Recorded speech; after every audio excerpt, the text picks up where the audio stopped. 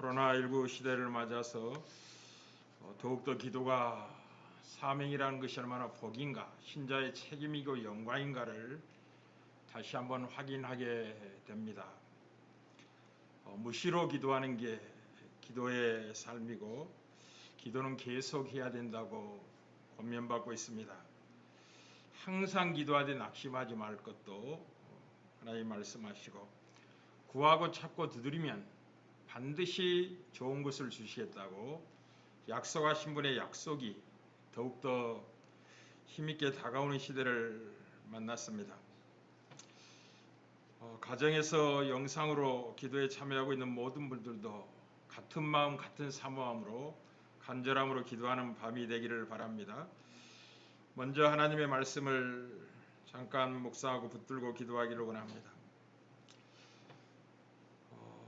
오순절날이 이미 이름에 약속의 성령이 마침내 오셨다고 본문이 시작하고 있습니다. 오랜 기다림 끝에 마침내 약속의 성령이 오신 사건을 다루고 있습니다. 하나님의 은혜는 오랜 기다림 끝에 주어진다는 걸 우리가 인생에서 경험하게 되고 하나님을 간절히 찾는 자는 누구나 다 깨닫게 되는 진리입니다. 오랜 기다림. 기다림은 때로는 갈급함을 만들어내기도 하지만 우리가 구하고 찾는 것의 가치가 얼마나 위대하다는 것을 증언하기도 합니다. 구약에는 성령의 역사가 보통 기능과 직무로서 주어진 시대였다면 이제 신약 시대가 되었다. 예수 그리스도가 죽으시고 부활하시고 새로운 시대가 되었으니 이제 약속된 만민에게 주어지고자 한 성령님이 오셨다고 본문이 시작을 합니다. 오신 성령은 우연히 오신 분이 아니라 약속된 성령이라. 이 사실을 사도행전 1장 4절 5절에도 주님이 승천하기 직전에 제자들에게 이렇게 말씀을 하셨죠. 사도와 함께 모이사 그들에게 분부하여 이르시되 예루살렘을 떠나지 말고 내게서 들은 바 아버지께 약속하신 것을 기다리라. 요한은 물로 세례를 베풀었으나 너희는 몇 날이 못되어 성령으로 세례를 받으리라. 몇 날이 못되어 부활하시고 42일 동안 제자들과 함께 부활의 모습을 나타내신 주님께서 때가 되면 승천하시고 한 10여일이 지난 후에 오순절에 약속된 성령이 오실 것이고 그때 너희가 성령으로 세례를 받게 될 것이다 라고 약속을 주님이 이미 하셨죠. 예수님께 들은 바가 무엇이며 그리고 아버지의 약속하신 것이 무엇인지를 사실 동일한 성령님에 관한 이야기지만 다양한 각도에서 예수님이 요한복음에서 오시게 될 성령님에 관한 이야기를 이미 하셨습니다. 그렇기 때문에 내게 들은 바 약속하신 아버지께서 약속하신 것을 기다리려고 했던 거죠. 요한복음 14장 16절에 18절에는 예수님께서 제자에게 들려준 것이 무엇이었냐면 내가 아버지께 구하겠으니 그가 또 다른 보혜사를 너희에게 주사 영원토록 너희와 함께 있게 하리라 말씀하셨고 그는 진리의 영이라 세상 능히 그를 받지 못하나니 이는 그를 보지도 못하고 알지도 못함이라. 그러나 너희는 그를 아나니 그는 너희와 함께 거하시며 또 너희 속에 계시겠음이라. 내가 너희를 고아와 같이 버려두지 아니하고 너희에게 오리라 라고 예수님이 제자에게 들려주신 성령님에 관한 내용을 잠깐 여러분에게 말씀을 드렸습니다. 더 풍성하게 말씀을 하셨지만 오늘 요한복음 14장 16절에서 18절의 말씀까지만 해도 5가지를 예수님께서 말씀해 주셨죠. 내가 아버지께 구하여 너희들에게 또 다른 보혜사를 보내주겠다고. 예수님께 들은 성령님에 관한 이야기는 또 다른 보혜사였다고 말씀하셨고 그 성령님은 잠시 너희들에게 임했다 떠날 성령님이 아니고 영원토록 너희 안에 계실 성령님이라고 말씀을 하셨으며 그 성령님은 진리의 영이라 라고 말씀하시고 이 성령은 세상이 능히 받지 못할 것이다. 왜냐하면 그를 보지도 못하고 알지도 못하기 때문이라고 분명히 말씀하셨고 오신 성령님이 누구냐? 또 다른 보혜사로 진리 영으로 우리 안에 거하실 성령님이 누구냐면 오시겠다고 약속하신 다시 오신 예수 그리스도의 영이 될 것이라 라고 말씀을 하셨습니다. 그게 제자들이 예수님께 들은 성령님이라는 것이고 내게 들은 바 약속의 성령이 이제 오실 것이다. 기다리라. 라는 명을 받았고 마침내 오셨음을 우리가 보게 됩니다.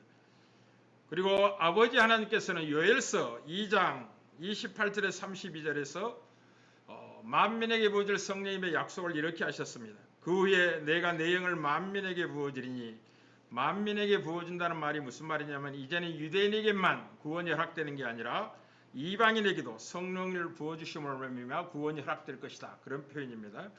내 영을 만민에게 부어주리니 너희 자녀들이 장래일을 말할 것이요 너희 늙은이는 꿈을 꾸며 너희 젊은이는 이상을 볼 것이며 그때 내가 또 내 영을 남종과 여종에게 부어줄 것이며 내가 이적을 하늘과 땅에 베풀리니 피와 불과 연기 기둥이라. 쉽게 말하면 출애굽 때 있었을 때 같은 놀라운 표적이 보일 거라는 거죠. 성령이 오심으로 말하면 두 번째 출애굽의 역사가 나타나게 될 텐데, 두 번째 출애굽의 역사는 유대인만을 위한 출애굽이 아니라 만민의 출애굽이 될 것이다. 모든 민족이 구원에 이르게 될 거야. 이게 성령 오신 증거라. 성령 부르신 목적이라. 이렇게 설명을 하고 있습니다.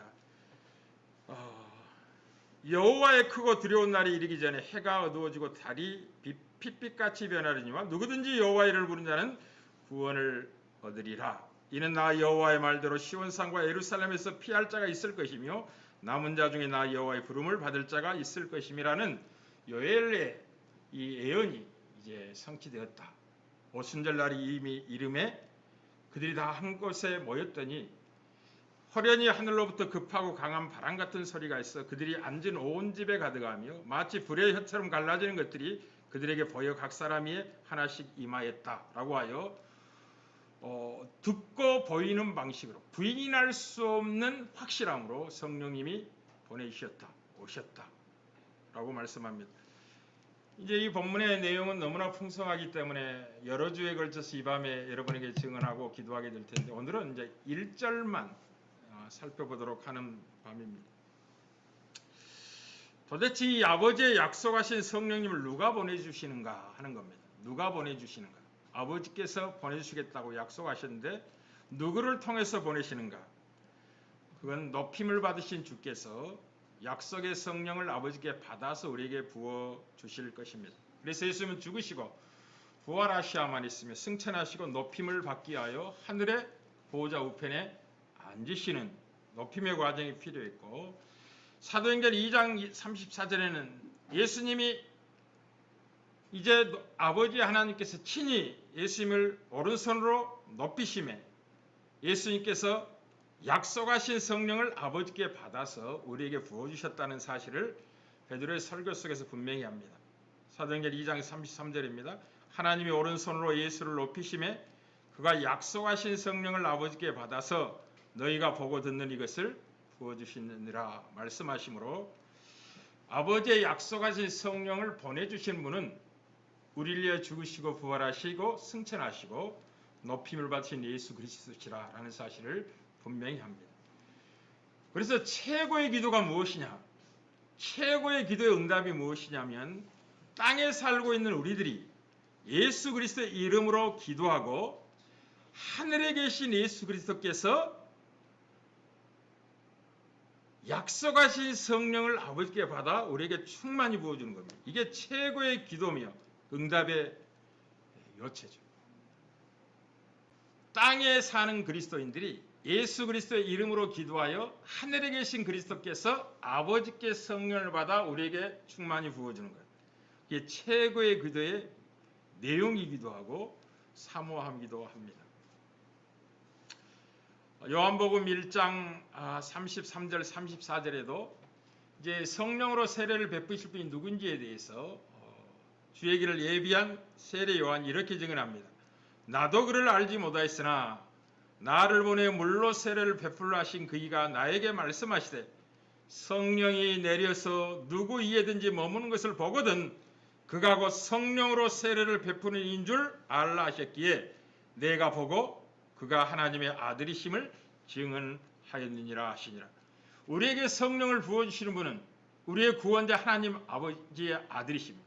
우리의 구속주요 우리의 주가 되시는 주님께서 승천하시고 보호자 우편에 앉아 계시면서 아버지께 받아 성령을 부어주심으로 말미암아 우리가 성령으로 세례를 받고 그리스도와 연합될 뿐만 아니라 아버지께서 우리에게 하라고 명하신 주께서 우리에게 맡기신 사명을 감당할 권능과 능력을 덧입게 됩니다. 사랑하는 우리 젊은 청년 여러분, 여러분만 할 때 가장 기도의 열렬함을 가지고 기도해야 되며 성령 충만을 경험해야 될 때입니다. 여러분만한 힘 있고 능력 있고 에너지가 풍부한 때가 인생 가운데 많지 않습니다. 정욕을 따라 허비할 수도 있고 성령 충만하여 아버지의 뜻을 향하여 달려가는 가장 복된 시기를 살아낼 수도 있습니다. 그러니 청년의 때가 가장 기도해야 될 때고 성령 충만을 사모해야 될 때입니다. 왜 예수님이 율법의 저주를 받으셨을 뿐만 아니라 우리를 율법의 저주에 속량하셨는가? 이 성령의 약속과 함께 이 문제가 아주 중요하게 성경이 다루는 주제라는 것을 잊지 말아야 됩니다. 왜 예수님이 십자가에서 저주받으시고 죽으시는 것처럼 율법의 저주 아래 피를 흘리셨는가? 그리고 왜 우리를 율법의 저주에 속량하셨는가? 에베소 교인들을 향하여 사도 바울은 두 가지로 설명합니다. 첫째는 아브라함의 복이 그리스도 안에서 이방인들에게 미치게 하시려고 율법의 저주 아래서 율법의 저주 아래 우리를 속량하여 십자가에 죽으셨다. 저주받으셨다라고 설명합니다. 예수 그리스도의 십자가에 죽으심은 유대인에게 멈추어 있던 장벽을 무너뜨리고 모든 민족의 구원을 베풀기 위한 하나님의 구속의 경륜입니다. 예수의 십자가로 말미암아 유대인이나 이방인에 가까워지는 거죠. 화평케 되는 거죠. 무너진 장벽이 다 갇혀있는 장벽이 무너지고 이제 모든 민족의 복음이 증거되며 생명 얻는 역사가 나타나게 되는 거죠. 이방인도 함께 하나님의 후사가 되고 소망 있는 백성이 되는 겁니다. 그 일리에서 예수님이 율법의 저주 아래 나셨고 율법의 저주 아래는 우리를 속량하기 위해 십자가에 죽으신 겁니다. 두 번째는 믿음으로 말미암아 성령의 약속을 받게 하시려고 예수님이 율법의 저주 아래 있는 우리를 속량하시기 위해 율법의 저주 아래 십자가에 죽으셨다라고 이야기합니다. 성령을 믿음으로 받는 것은 대단한 이야기라는 거죠. 구원의 경륜에서 필수적인 것이며 복중의 복이며 하나님의 약속의 영광 중의 영광이라는 사실을 분명히 확인하는 거죠. 에베소서 2장 13절에 14절에 두 가지로 이렇게 설명합니다. 그리스도께서 우리를 위하여 저주를 받은 바 되사 율법의 저주에서 우리를 속량하셨으니 기록된 바 나무에 달린 자마다 저주 아래 있는 자라 하였습니다. 이는 왜냐하면 왜 예수님이 나무에 달린 자마다 저주 아래 있는 자라고 하는 그 나무에 달려서 저주를 받은 바 되셨는가? 이유를 설명하는데 첫째는 그리스도 예수 안에서 아브라함의 복이 이방인에게 미치게 하고 유대인에게 막혀있는 장벽을 넘어서 이방인들에게까지 구원의 역사가 나타나게 하시려고 죽으셨다라는 것과 함께 두 번째 이유가 무엇이냐? 너무나 중요한 표현입니다. 또 우리로 하여금 믿음으로 말미암아 성령의 약속을 받게 하려 하심이라.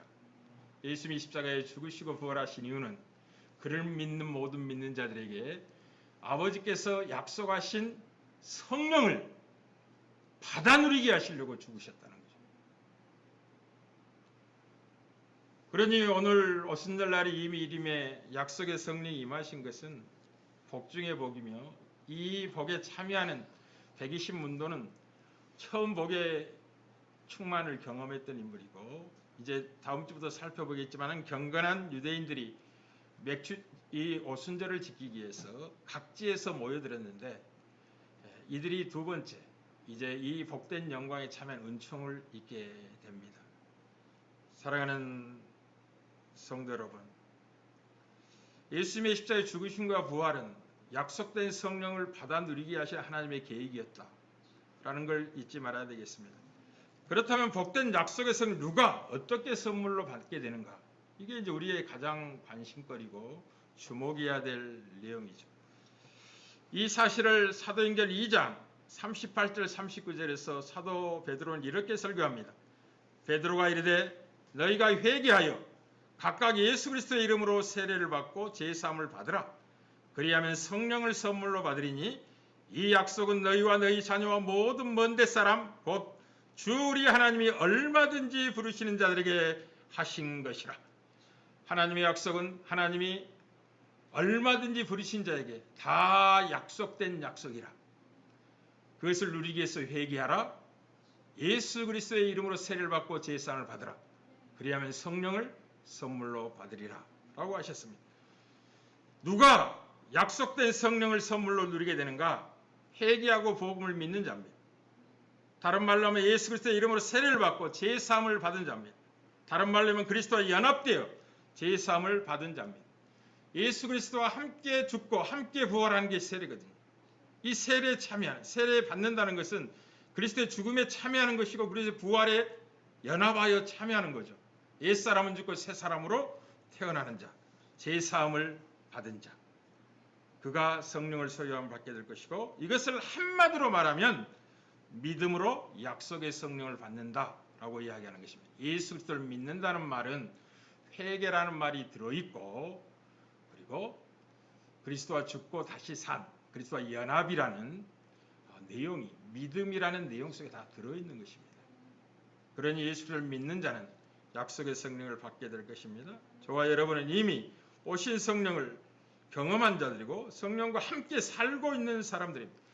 구약에는 기능과 직무로서 어떤 특별한 능력을 임하게 하여 어떤 역할을 감당케 하려고 성령이 임하셔서 권능을 행하셨다면, 지금 우리는 어떤 직무나 권능 이전에 그 하나님과 함께 사는 자로 구원에 이르렀다는 걸 기억하셔야 됩니다. 함께 사는 자. 놀라운 존재들이죠.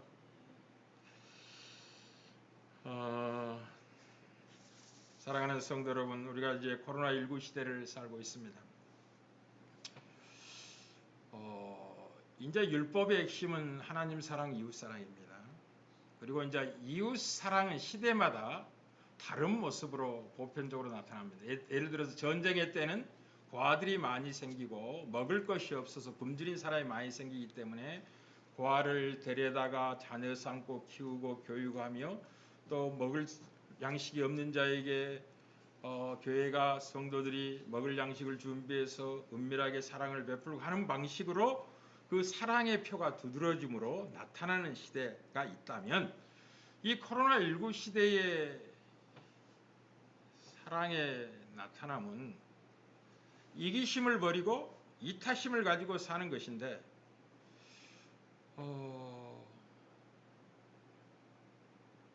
방역에 힘쓰는 겁니다. 지금은 이게 얼마나 중요한 사랑의 내용인지를 알고 계셔야 됩니다. 선제적으로 방역에 힘써야 됩니다. 선제적으로라는 말을 잘 이해하십시오. 어떤 국가가 어떤 권위와 권력으로 명하기 이전에 교회는 하나님의 기관으로서 이웃사랑을 살아내야 될 복음의 영광을 소유하고 있는 자들로서 선제적으로 이웃사랑을 방역에 힘쓰는 것으로 나타낼 시대입니다. 더욱더 중요한 것은 한 발 더 나아가야 되는 거죠. 이제 방역 당국이 이렇게만 하면 이 코로나19의 위험에서 좀 벗어날 수 있으면 잘 지켜주십시오 하는 것보다, 교회는 한 발 더 나아가서 하나를 요구하면 둘을 먼저 시행할 줄 알아야 됩니다. 그게 이 시대에 교회가 세상에 나타내 보여줄 수 있는 이웃사랑의 증표예요.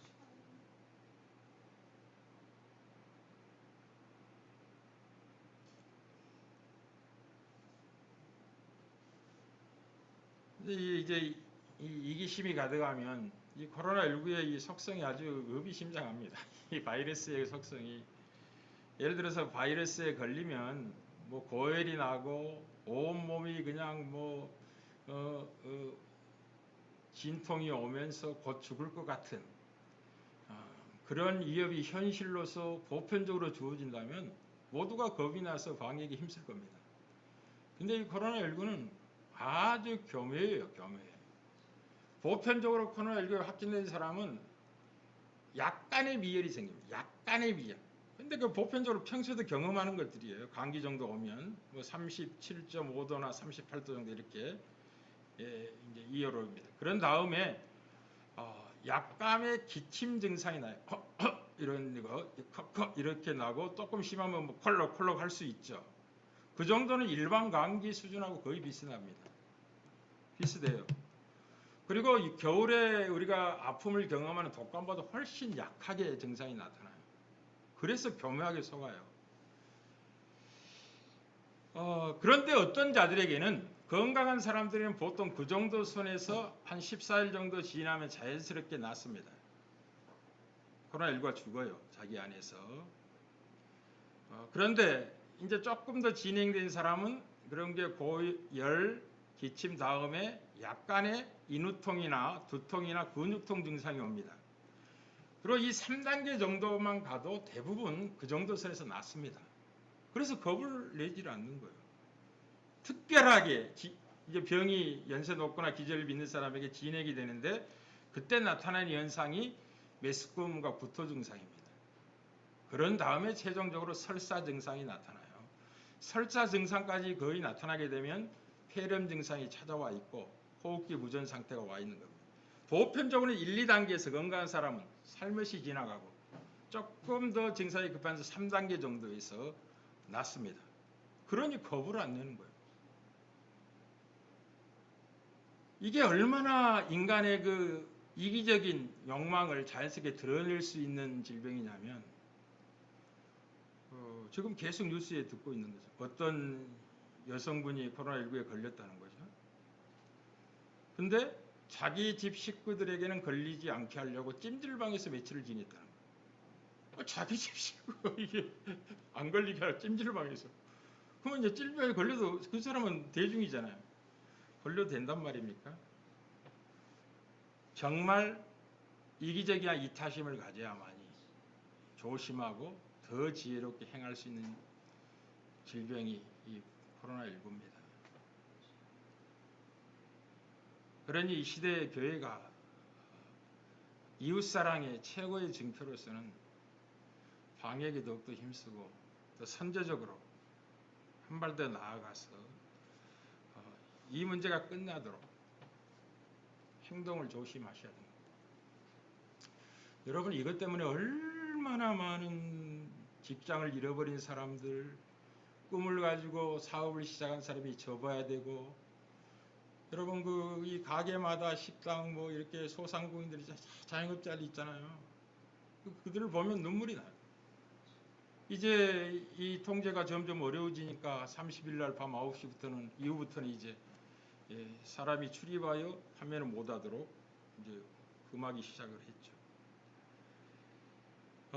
경제적인 고통과 아픔이 너무나 큽니다. 그런데 대부분의 사람들에게는 큰 위험이 없는 것처럼 보이니까 정말 이를 사랑하는 진실한 이타심을 가지고 있는 사람이 아니면 조심한다는 게 어렵습니다. 어렵습니다. 그런 정체성을 갖고 있다는 걸 기억하셔야 됩니다.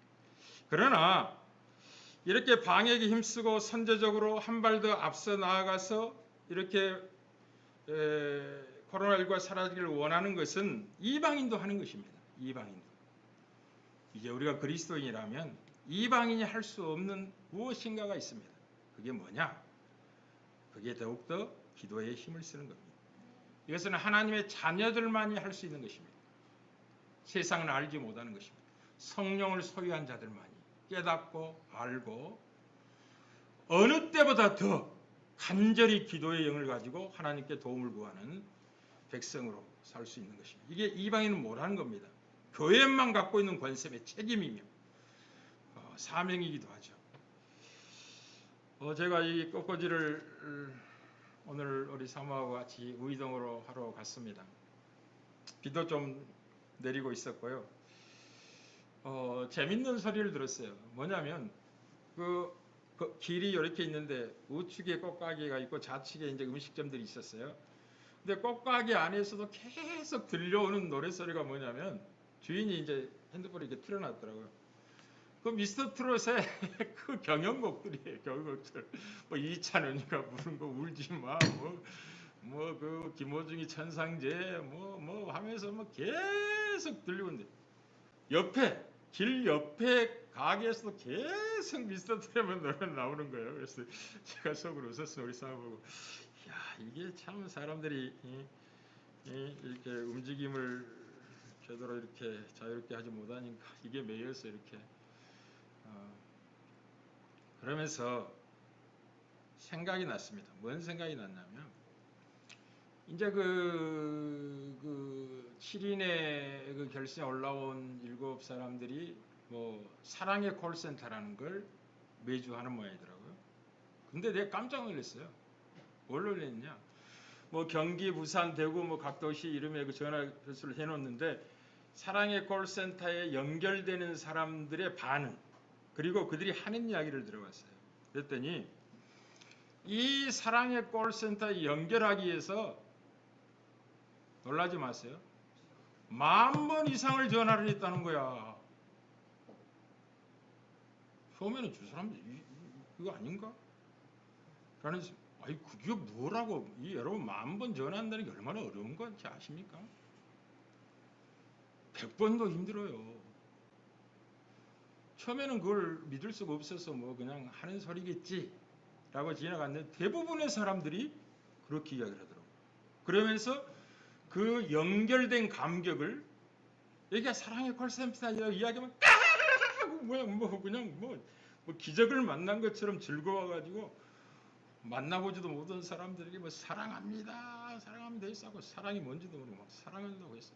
우리 사모 보고 저 사람들이 사랑이 뭔지는 알고 사랑한다고 이야기하네. 이야, 신청곡 하나 받는데도 10,000번 이상을 전화해서 연결되는 게 그 끈질김으로 그 기쁨을 누리는데 우리가 하나님께 기도하는 건요 이거보다 더 끈질림이 있어야 되는 거예요. 한두 번 기도해보고 서너 번 기도 안 돼? 그러면 하나님이 보시고 야 신청곡 하나 들으려고도 이 녀석들이 10,000번 이상 전화한다는데 너희들의 운명을 바꾸고 진정한 복을 줄 나를 찾고 나와 연결되기 위해서 너희가 문을 두드린 걸 한두 번 하고 멈춘단 말이야?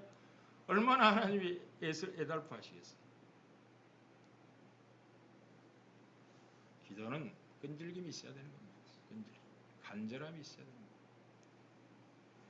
반드시 기도하면 응답된다는 믿음의 확신을 가지고 두드리고 찾고 구하는 끈질과 열렬함이 있어야 되는 겁니다.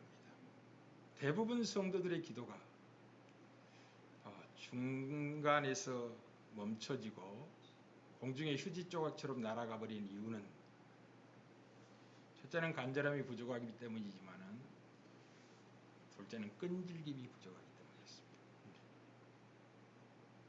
그러나 성령 충만하면